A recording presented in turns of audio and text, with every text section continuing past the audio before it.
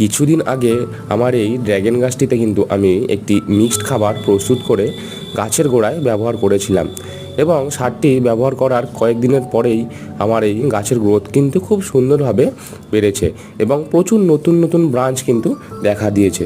তো বন্ধুরা, এই মে মাসে দাঁড়িয়ে আমরা যদি আমাদের এই ড্র্যাগন গাছটিতে একটু পটাশ জাতীয় খাবার প্রয়োগ করতে পারি তাহলে কিন্তু আর কয়েকদিনের মধ্যেই আমাদের গাছের কিন্তু ফুলের দেখা আমরা পেতে পারি।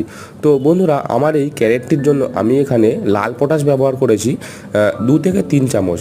আপনারা এখানে কিন্তু এনপিকে 0050 অথবা কলার খোসা ভেজানো যে জল সেটিও কিন্তু ব্যবহার করতে পারেন 15 থেকে 20 দিনের ব্যবধানে। তাহলেই আপনারা দেখবেন আপনাদের গাছের ড্র্যাগন গাছে কিন্তু ফুলের দেখা দিতে শুরু করেছে। তো বন্ধুরা, এই রকমের ইনফরমেটিভ ভিডিও যদি আপনারা দেখতে চান তাহলে অবশ্যই আমার চ্যানেলটিকে একটু সাবস্ক্রাইব করে নেবেন এবং ভিডিওটিকে অবশ্যই লাইক করে দেবেন।